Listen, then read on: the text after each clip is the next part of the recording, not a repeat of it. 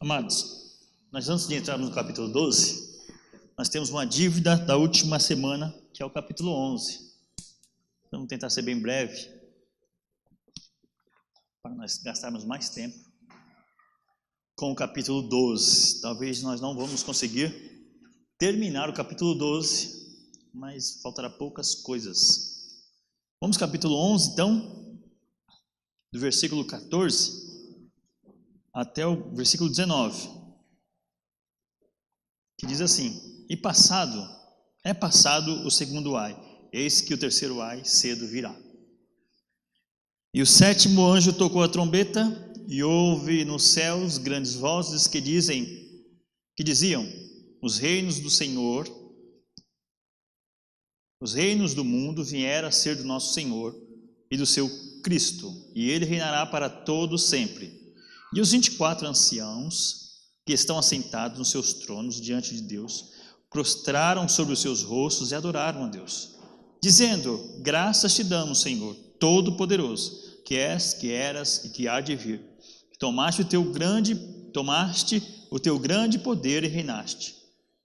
E iraram-se as nações, e veio a tua ira, e o tempo dos mortos, para que sejam julgados, e o tempo de dar-lhes o galardão aos profetas, teus servos, aos santos e aos que temem o teu nome, e a pequenos e a grandes, e o tempo de destruíres os que destroem a terra. 19. E abriu-se no céu o templo de Deus, a arca da sua aliança foi vista no seu templo, e houve relâmpagos e vozes, e trovões, e terremotos, e grande saraiva.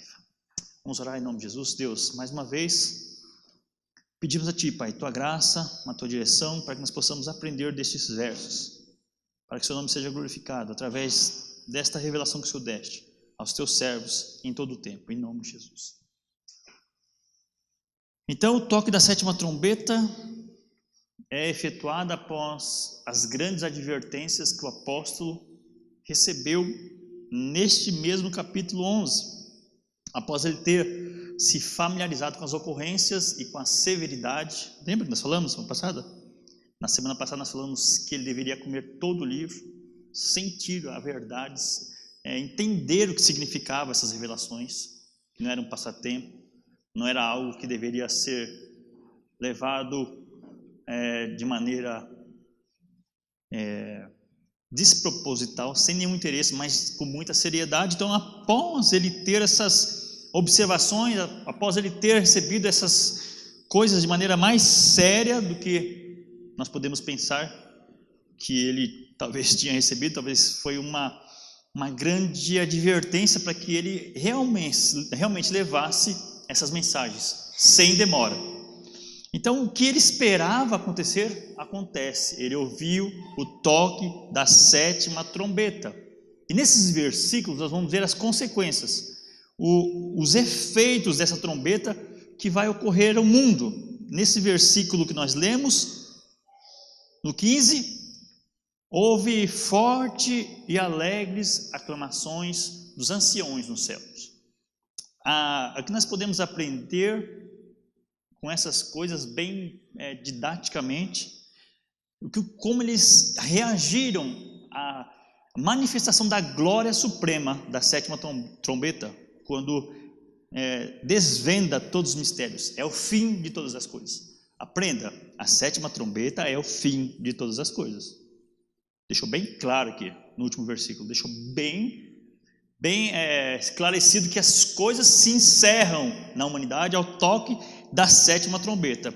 Então eles adoraram de maneira maravilhosa. Diz o texto: levantaram dos seus assentos e prostraram sobre os seus rostos e adoraram a Deus. Reverência, humildade, agradecimento, atos que identificam verdadeiros adoradores de Deus. Toda a sua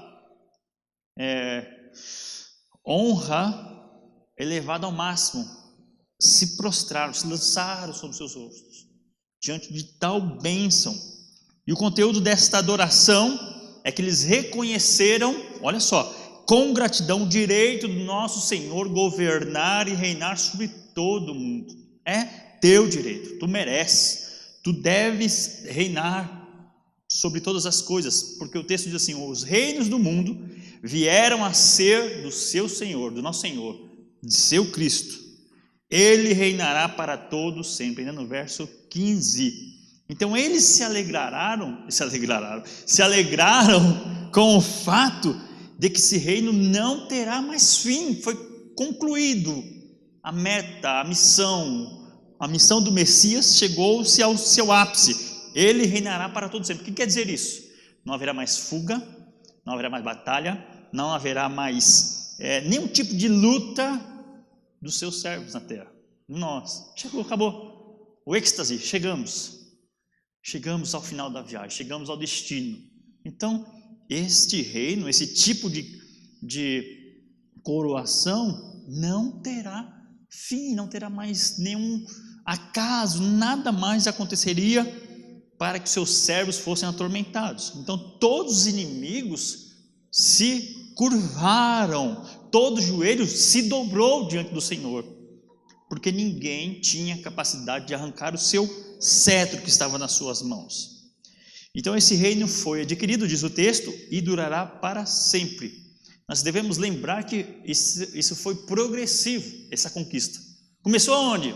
Gênesis capítulo 3 e 15, sobre a promessa do resgate, da libertação do homem do pecado.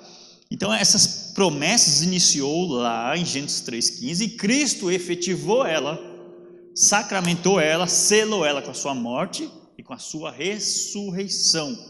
Então todo o poder é dado a ele, toda a certeza da vitória que nós anelávamos, desejávamos, que João esperava, é concretizado quando toca a 7ª trombeta.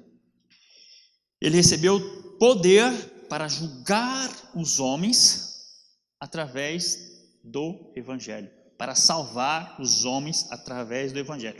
E aqui abre-se um parênteses que nós devemos sempre prestar muita atenção. O Evangelho é instrumento de alegria, de gozo, de paz e de vida eterna para muitos. Mas para outros, como diz o texto, é um instrumento de muita dor, é um machado, é uma pá, é uma eira, como diz João Batista. O machado já está posto à raiz das árvores. A pá ele tem na sua mão, a eira ele vai peneirar os homens. Então, para o mundo, o Evangelho vai ser isso. Aí vocês devem sempre se lembrar da exposição passada. Quem não está enquadrado nessas questões? Lembra quando João recebeu uma vara para medir o templo e os seus adoradores? Todas essas coisas vão aumentando a visão, dando mais vamos dizer assim, de uma forma mais concreta, mais visível, mais palpável as coisas. Cada revelação dada, mais certa, a visão fica mais clara, como se diz, a neblina vai saindo dos olhos, você vai entender, é isso, quer dizer. Então o Evangelho é para essas coisas. Então ele começou a julgar o mundo, quando? Quando abriu o primeiro selo, lá no capítulo 6, no versículo 1. Abriu-se o primeiro selo. E o resumo de todas as coisas é agora, dado nessa trombeta. Acabou ali, fim, acabou as coisas. O texto diz assim: porque convém que ele reine até que haja posto todos os inimigos debaixo de seus pés. 1 Coríntios capítulo 15, 25. Ele reinará até esse dia. Está reinando, está vencendo, está lavando, purificando os seus servos sobre todo o mundo. Mas naquele dia as coisas não haverá mais batalha, a guerra termina ali, naquele dia, quando toca a última trombeta. Ok? Vamos lá então. Verso 18: as nações serão recompensadas pelas suas obras. Olha só, iraram-se as nações e veio a tua ira. Meus irmãos, Deus é tardio em irar-se, mas a sua ira é certa e completamente justa, mas é grande e terrível. O tempo dos mortos para que sejam julgados, misericórdia. Chegou o dia do julgamento daqueles que morreram sem Cristo, onde os mares, nós vamos ler depois, nos outros darão conta dos seus mortos, onde toda alma vivente encontrará o seu corpo para julgamento eterno. Chegou o dia, esse é o dia do acerto de contas com aqueles que desprezaram o Evangelho. Aqueles que nós falamos domingo, desprezaram a igreja de Deus. Aqueles que não levaram em conta a seriedade da palavra. Onde Deus irá vingar de forma indescritível. Algumas coisas são aqui relatadas, mas não há como dizer, não há como descrever o terror desse dia. Os inimigos do seu povo serão julgados. Lembra-se que Deus não se esquece de nenhuma palavra que Ele profere. Ele não se esquece de nenhuma promessa que Ele fala. No capítulo 6, 10, lembra que os irmãos que estavam abaixo do trono, aos pés do trono, falavam assim: até quando, ó verdadeiro, ó santo, dominador, não julgas e vinga o nosso sangue que habitam sobre a terra? A resposta veio. E agora, aquela promessa, mais uma vez dada, não só naquele texto, no capítulo 6, mas no capítulo 11, e toda a Bíblia, finalmente desferida sobre a humanidade. As provas dos seus crimes serão manifestadas publicamente, quando o céu se abrir. Ou seja, o instrumento daquilo que os homens desprezavam, qual nós advertíamos eles, será revelado. O que você fala para as pessoas? Existe um Deus no céu, existe uma vida eterna, existe o prestar de contas. É nada, não existe. Então aquilo que fomos zombados quando nós gememos, lembra disso, dessa palavra, gememos. Nós gemendo advertimos nossos familiares, nossos amigos. Essas coisas serão agora abertas a todos os olhos. Aquilo que nós advertimos, segundo as Escrituras, será aberto. Será revelado naquele dia, quando o céu se abrir. Não são os extraterrestres, não são planetas para nós habitarmos do universo infinito que os homens acham que existe. Não será revelado nenhuma forma de vida além da nossa. Olha o que será revelado: Cristo nos céus, o templo de Deus. Abrir-se-á o céu e o templo de Deus, a sua morada. A lei que os homens desprezavam estará representada pela arca da aliança, pelos mandamentos no templo de Deus.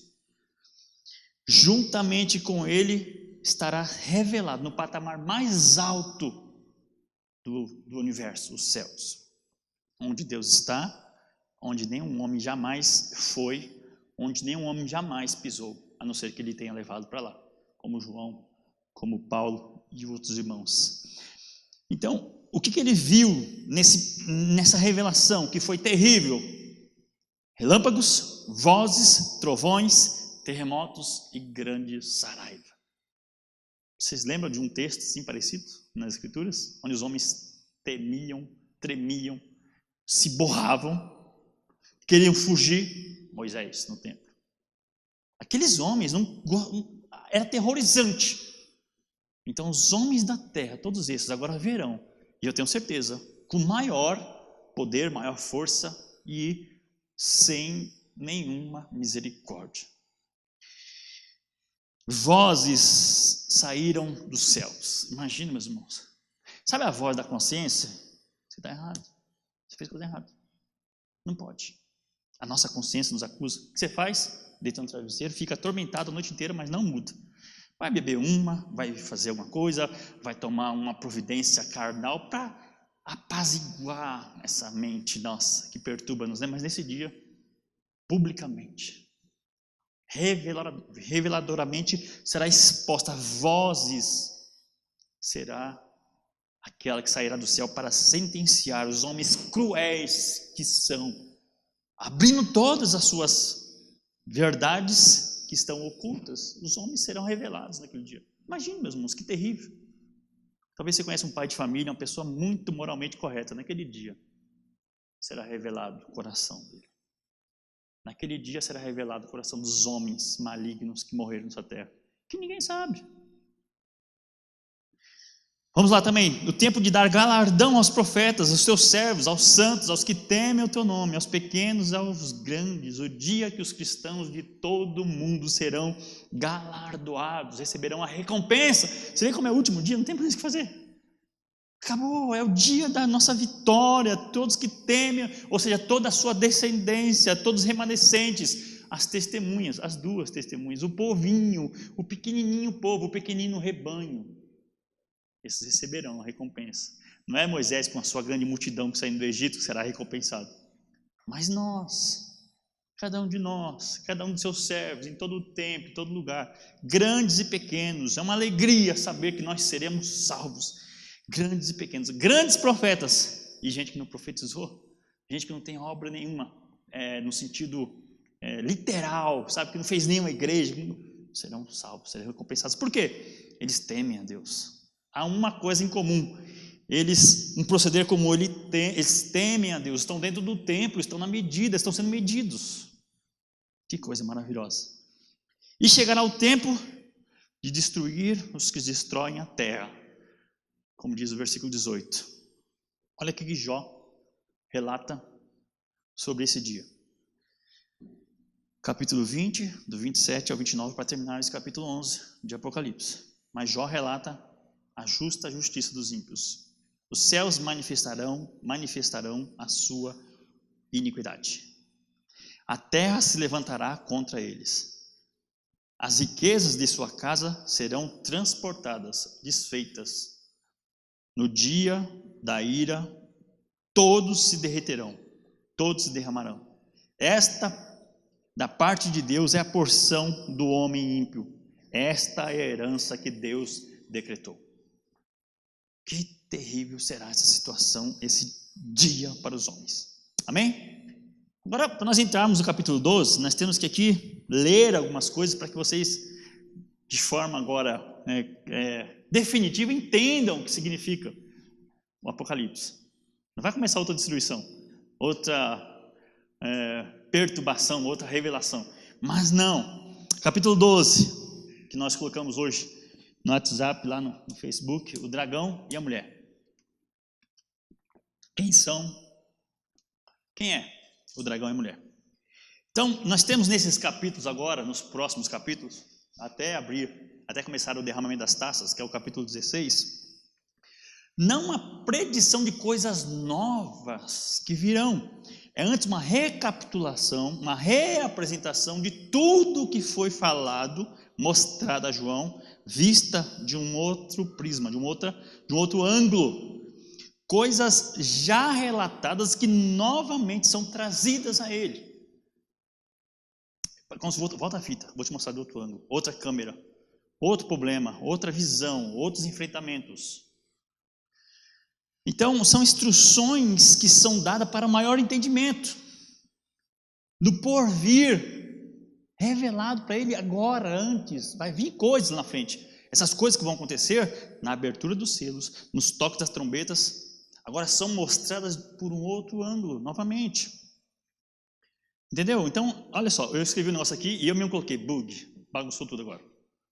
Olha só, instruções de Deus que faria o apóstolo prevê-las enquanto estão no futuro. Então, agora revelado, vistas que estão no passado. Bugou tudo. Assim, deixa eu explicar aqui. Até o toque da 7ª trombeta, essas coisas do capítulo 12 iriam acontecer, dos outros capítulos que vêm. Ok? De maneira instrutiva, revelada coisas importantes agora para João. Não que acontecerão depois da 7ª trombeta, mas antes da 7ª trombeta. Dá para entender? Dá para entender? Dando então uma ideia mais completa na sua mente, para que ele entendesse as coisas que estavam acontecendo, que foram reveladas a ele. Não é como os dispensacionalistas falam, começa agora tudo diferente, tudo cada época. Não.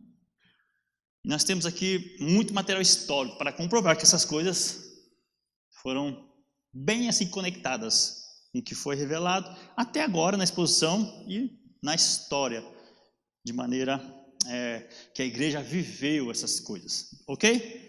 No capítulo 11 nós observamos o quê? Deus dando proteção, preservando de forma transcendental a igreja em todos os tempos. Não foi isso? Deus preservando as testemunhas, Deus preservando os que forem mortos por causa do testemunho de Deus.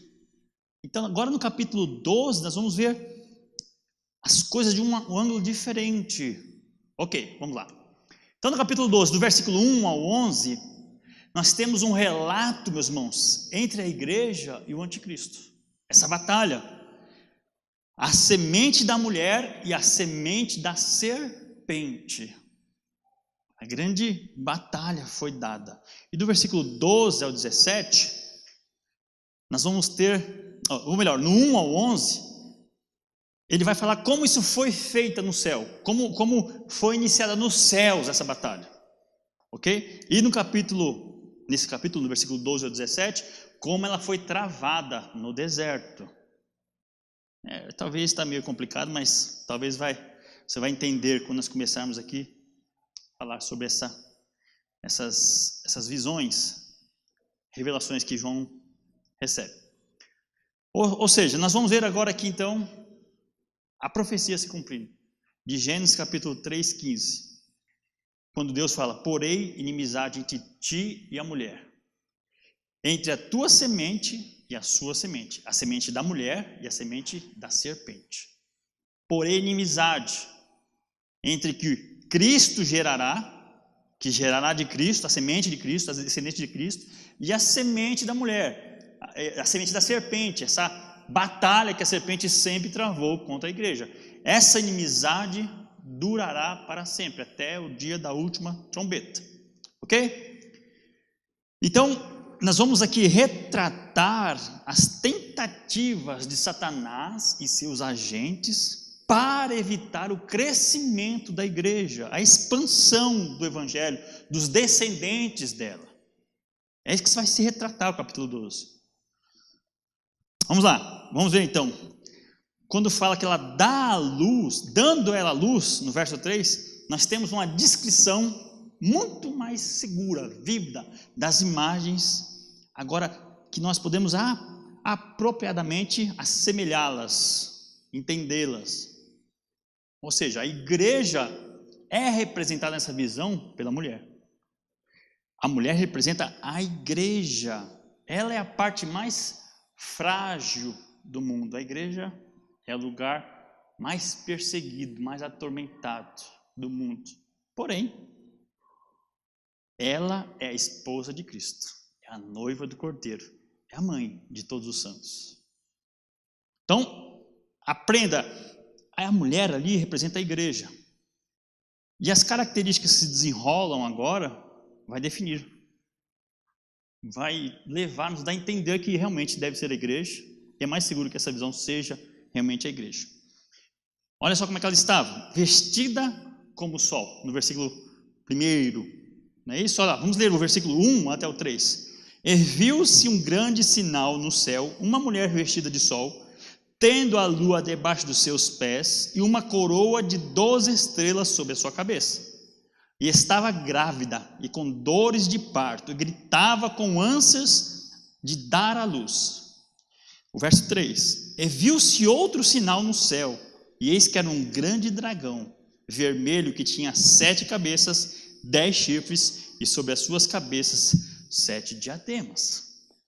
Então vamos definir aqui, quem são esses dois aqui? Vestida de sol, ou seja, quando você vai conhecendo a Escritura, lembra que eu falei, conhecer é a coisa mais poderosa que conhecereis a verdade, e a verdade vos libertará. Como nós lemos aqui, crescei na graça e no conhecimento que há em Cristo Jesus, quer dizer, que há na Escritura.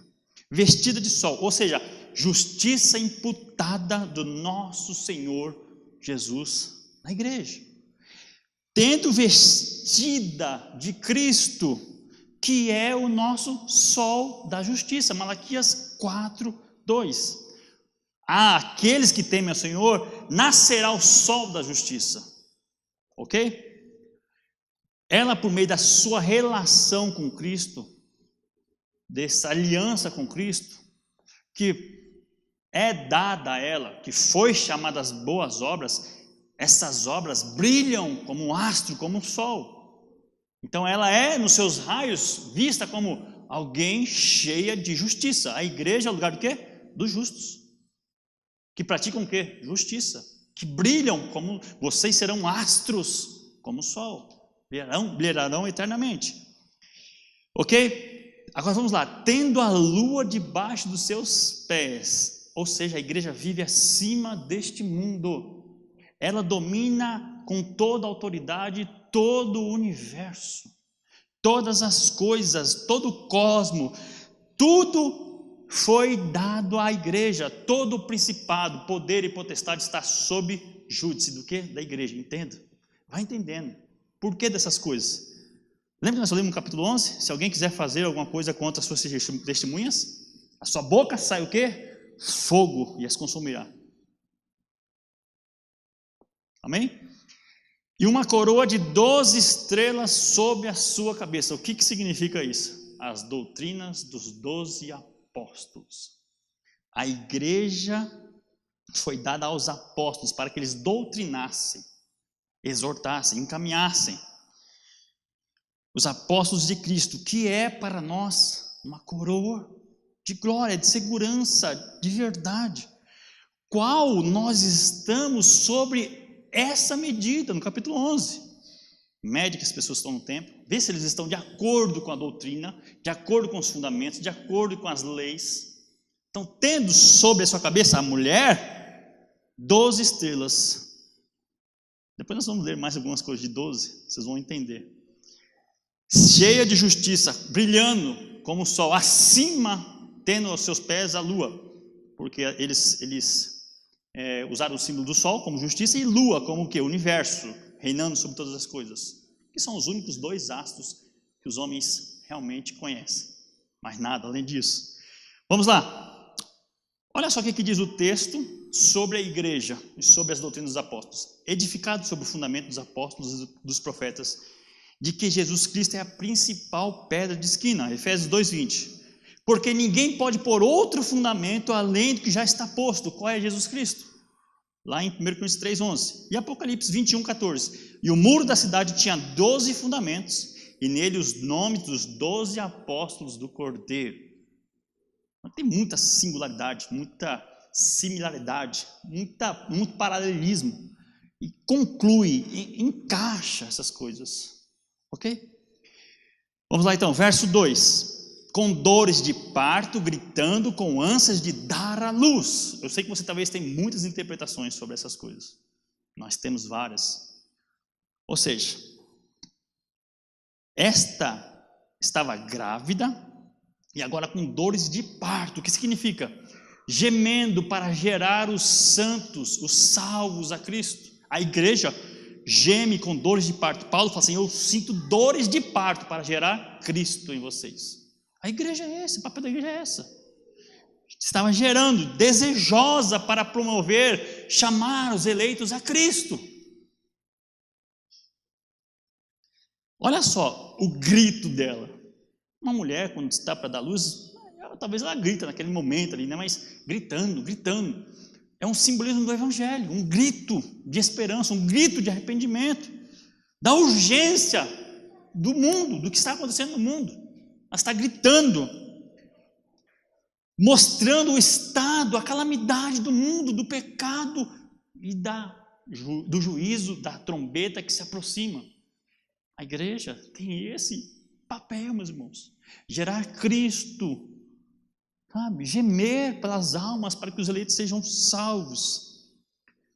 Ok? Então, o que significa essas coisas? Para nós aprendermos o choro de Jesus, o desespero de João Batista, dos profetas. Arrependei-vos que é chegado o reino dos céus. Arrependei-vos que o juízo está próximo. Nós devemos aprender que para gerar uma vida espiritual no mundo, requer muito esforço, requer muita dedicação, exige uma dieta adequada da grávida. Vocês já ficaram grávidas, né, mulheres? A maioria aqui. Não, a maioria não. Metade talvez, não sei. E exige um pré-natal, um jejum às vezes. Exige vitamina para que os filhos de Deus nasçam saudáveis. Vê como é que é fundamental conhecer as doutrinas para gerar filhos verdadeiros.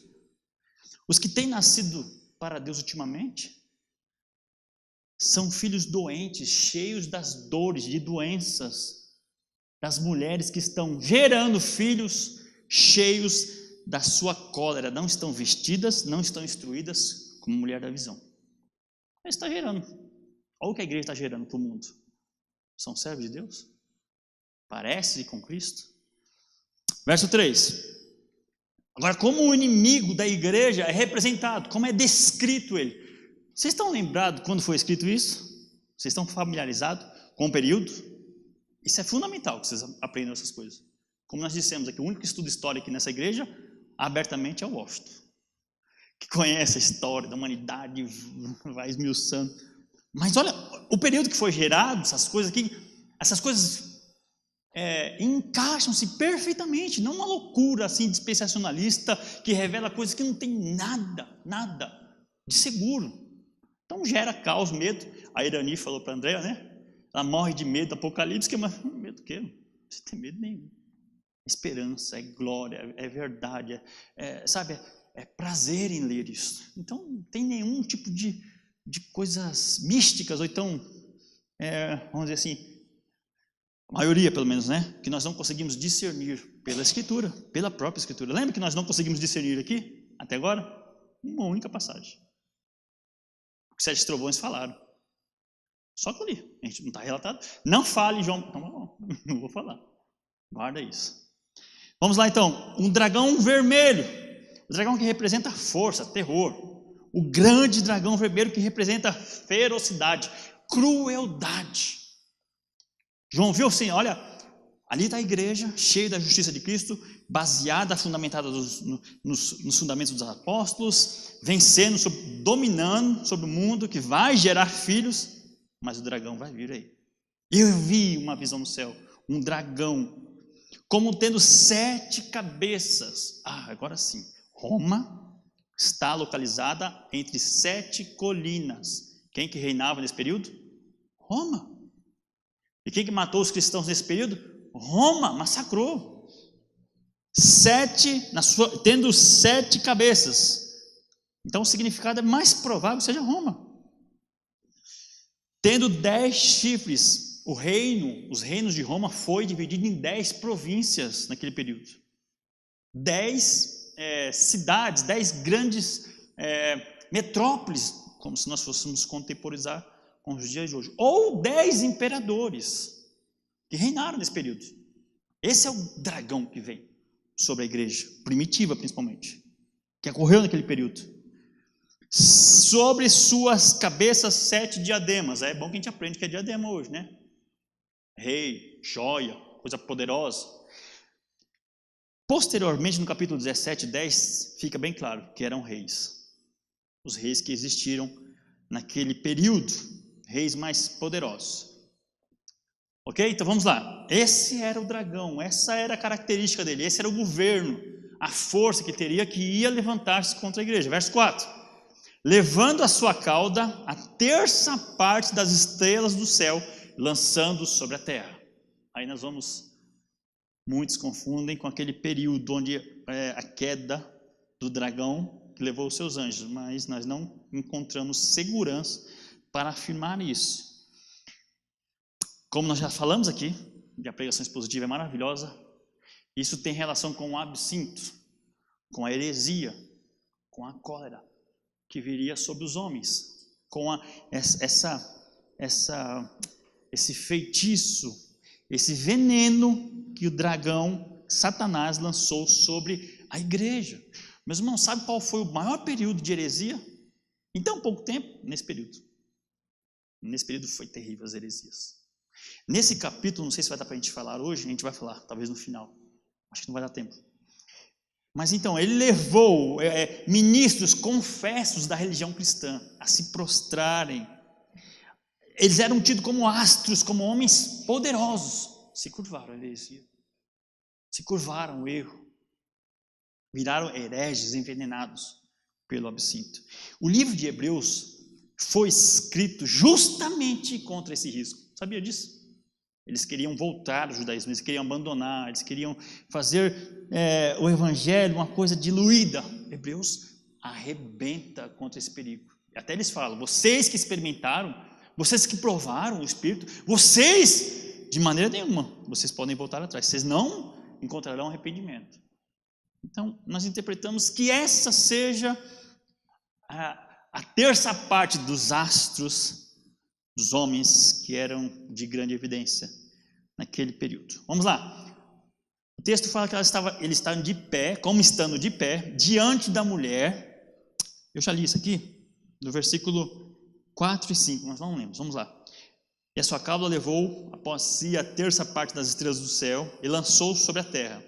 E o dragão parou diante da mulher, que havia de dar à luz, para que, dando ela a luz, lhe tragasse o filho.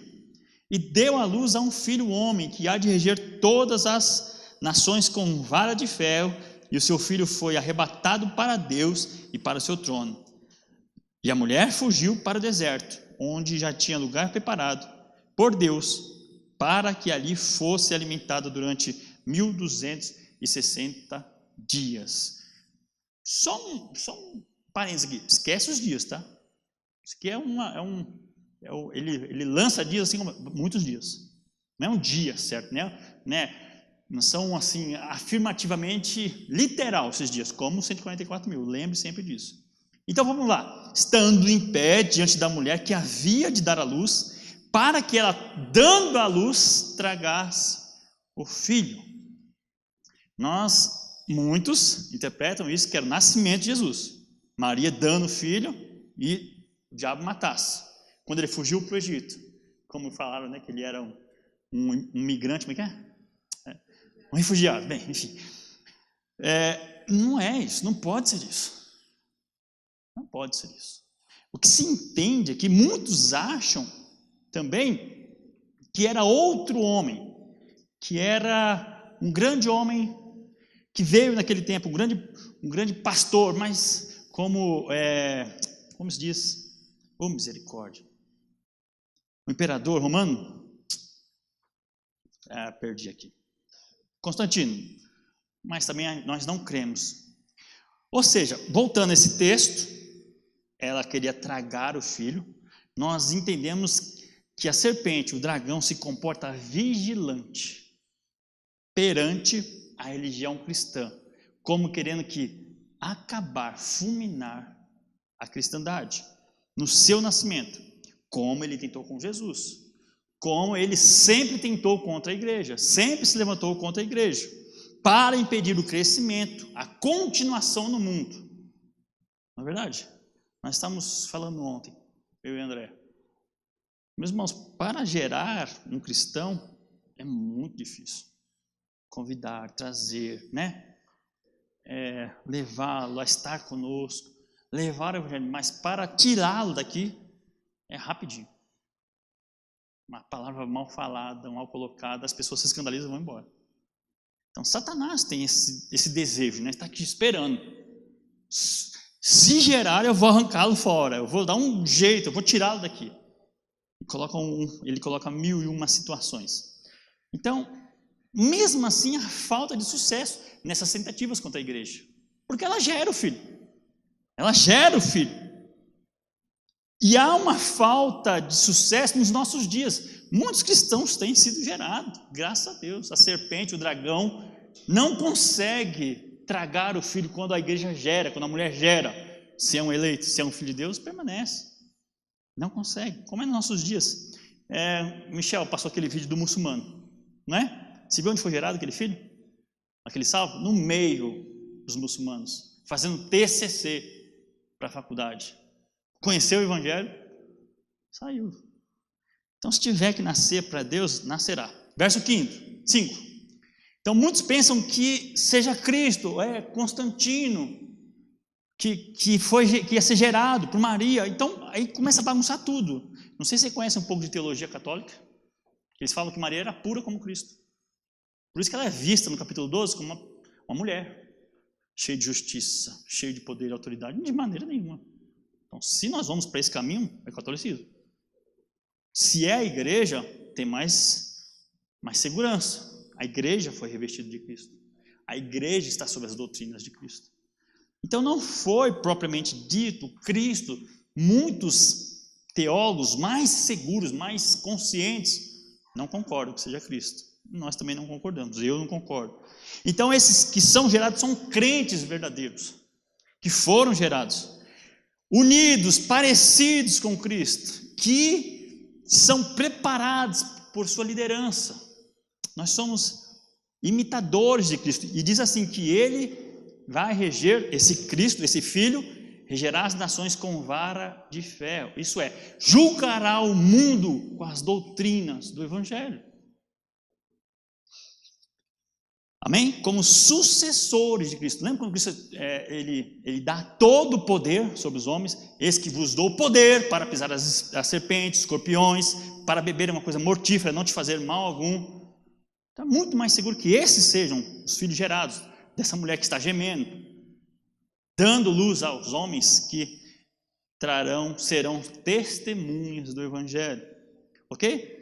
Esse filho recebe cuidados. Ele foi arrebatado para seu Deus e seu trono. Essa é uma promessa principal do Evangelho. Quando alguém vem para Cristo, ele é tomado por Deus. Ele é guardado e levado para a sua proteção poderosa e especial. Essa é a maior promessa. Então, quando você conhece Deus, vai ao Evangelho, não precisa de poder, de milagre, de cura. Já tem uma maior graça, maior coroa, estou em Cristo. A nossa vida, desde o nascimento espiritual, está em Cristo. Está arrolado nos céus o seu nome. Então esse filho foi gerado e foi levado aos céus, ao seu trono. Está nas suas mãos. Nós somos já homens que são glorificados. Nós já triunfamos em Cristo. Nós já estamos nos céus. Nós já estamos nos céus. Isso que nos anima, isso que nos dá coragem. Sabe por quê? É difícil, é longa, é árdua, mas a chegada é certeza, é certa, é certeira. Vamos ver o texto. Porque já estáis mortos com Cristo, a vossa vida está escondida em Cristo com Deus. Colossenses 3, 4. Quando Cristo, que é a vossa vida, onde vocês estão escondidos, se manifestar, então também vós vos manifestareis com Ele em glória. Quando esse dia chegar, vocês serão manifestados, vocês entenderão, vocês conhecerão. Vocês já estavam com Cristo, vocês entenderão que Ele guardou-nos durante toda a história, toda a caminhada. Nós estamos em Cristo. Nós somos ainda filhos desobedientes, filhos que estão errando, mas nós estamos nele. E aquele que Ele tem por filho, que Ele faz? Exorta, corrige, açoita, até que volte para o caminho. Como eu falei para o Weber hoje, mas se você é um eleito, você não vai morrer não, fica tranquilo. Se arrependa. Dê frutos, porque o sinal de um cristão externo é a santidade. São seus frutos, então dê frutos. Amém? Verso 6. Tanto o filho como a mãe receberam os cuidados do Senhor. Fugiu para o deserto, onde tinha um lugar preparado. Ou seja, a igreja estava sob ameaça. Deixa eu ver que hora que é. 59. 8:59, misericórdia.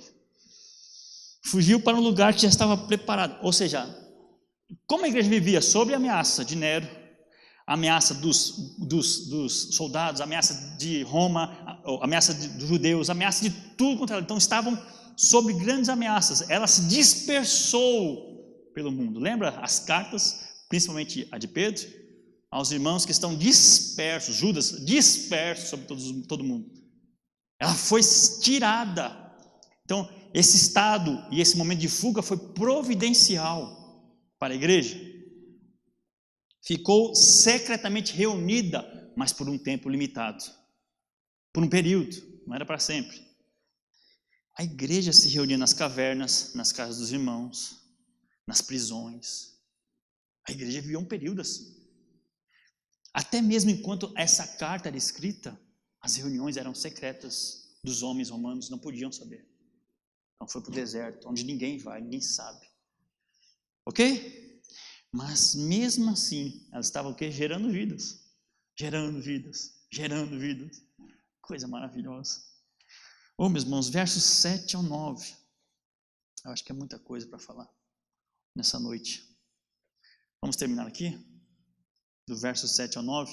Nós vamos entender sobre o fracasso que Satanás teve, sobre essas coisas, e o fracasso maior, mais claro, que ele teve quando foi tentar os filhos de Deus, quando foi julgar, quando foi apontar, quando ele foi requerer de Deus a condenação dos homens. Isso é uma coisa maravilhosa. Amém? Mas vamos terminar, já são 9:01, não vou ser pesado para os irmãos. Vamos orar em nome de Jesus.